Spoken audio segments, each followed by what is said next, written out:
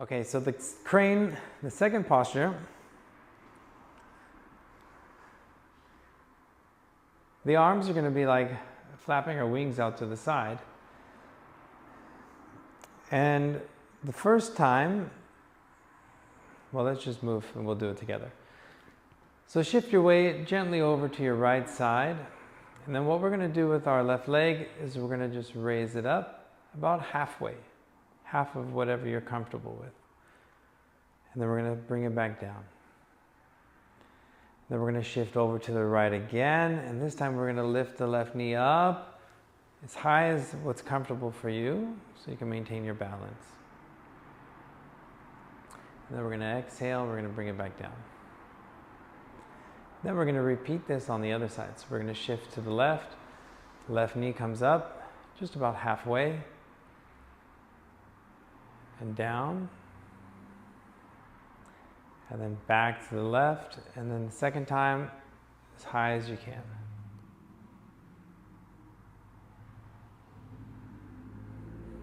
Okay.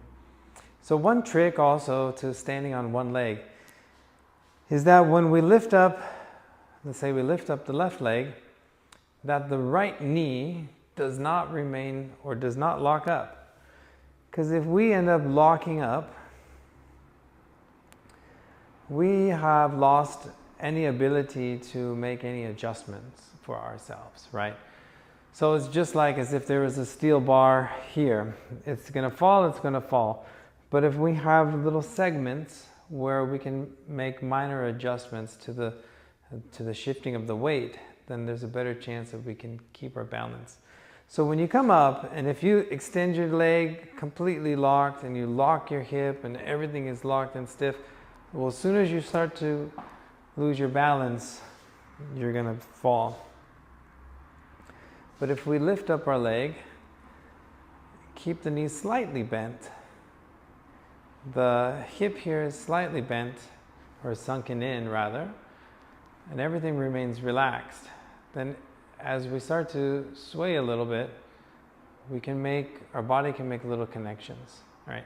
So we want to maintain relaxation. We don't want to lock up all of our joints.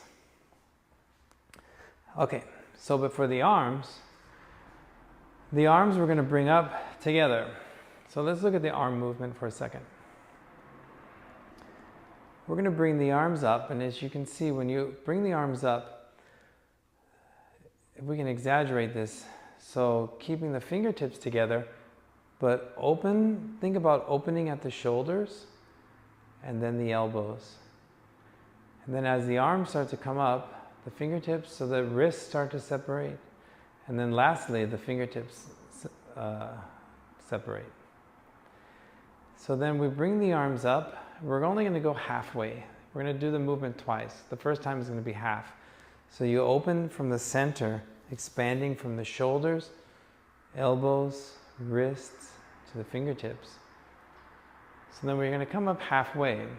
So before the hands reach their highest peak, we're going to drop the shoulders, drop the elbows, and as the elbows drop, the wrists bend, and then as the elbows continue to fall, the fingers extend out. So the idea is we need to create these wave-like movement. So as the arm starts to come up, you have to remember that the bottom motion hasn't quite finished yet. So the arm, the elbow is starting to raise up, but the fingertips get pulled in. It comes up, elbow, wrist. But before it makes its way up, the shoulder, the elbow starts to drop. And that dropping is what's going to help to finish that momentum for the hand to fully extend. And then we come back down. Right?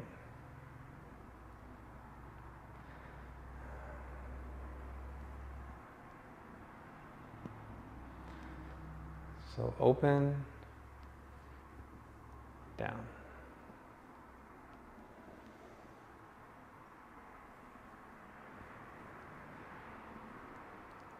But so in the form, what's going to happen, we're going to do it twice.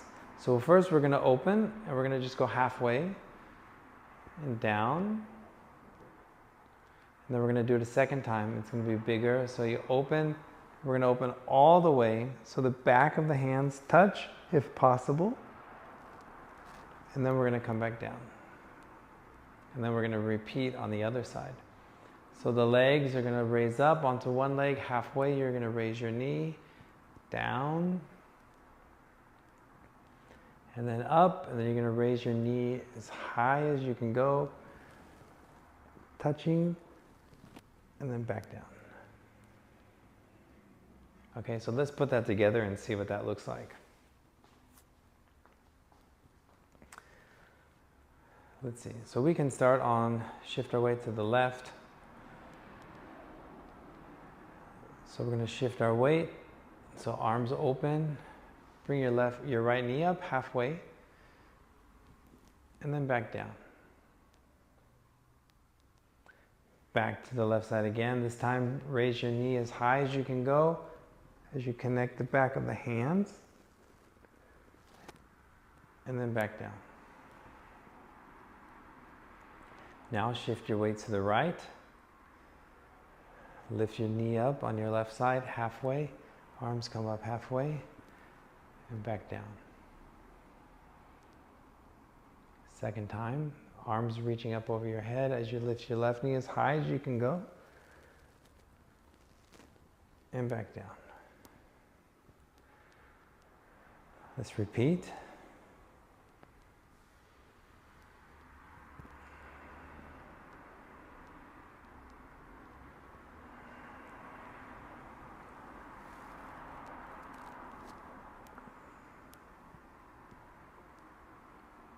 Shift to the right. So we're going to inhale on the up. Exhale down. Inhale coming up. Deep breath. Exhale coming down.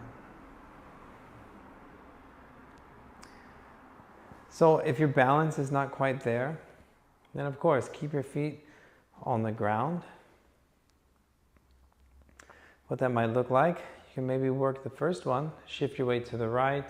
Let's see if we're on this side. You can just bring your foot gently off the ground and then back. If you're okay with the arm movement, but the leg you can't lift up so high, then just here, let's say lift it gently and then back down. Shift to the other side.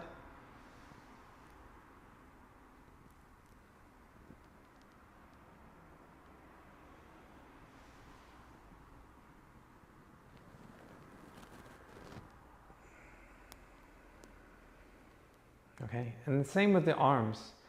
If all you can do, the first half is no problem. But if the second half you have difficulty going all the way up, go as high as you can go by maintaining the integrity of your body structure, okay? So if all you can do is just go here because you have some frozen shoulder or you have some issue with your back and your shoulder, then just go here. But keeping your back straight, keeping your hips aligned, your body solid, maintaining that structural integrity is what's important.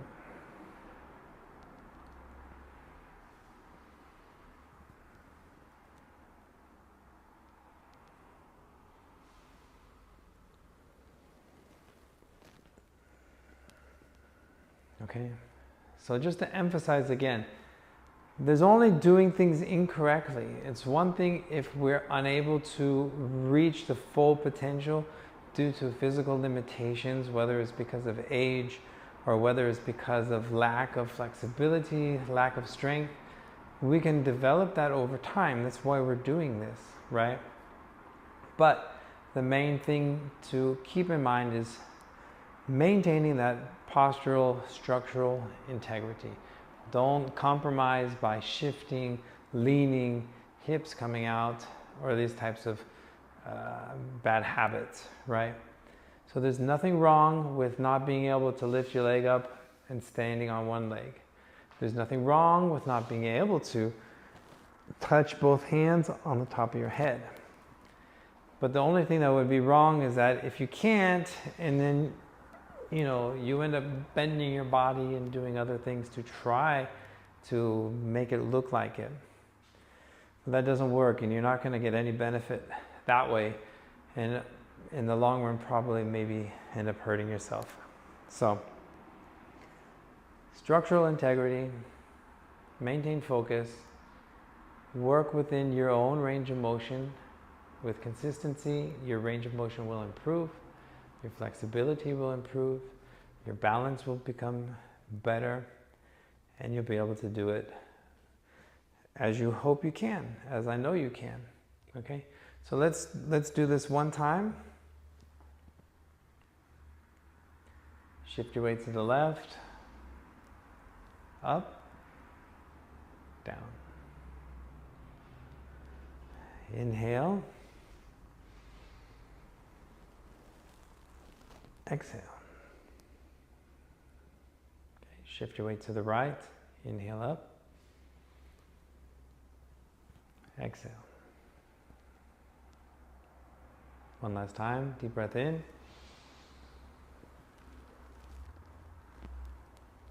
Exhale. Very good. So inhale, gather, palms facing in. Exhale.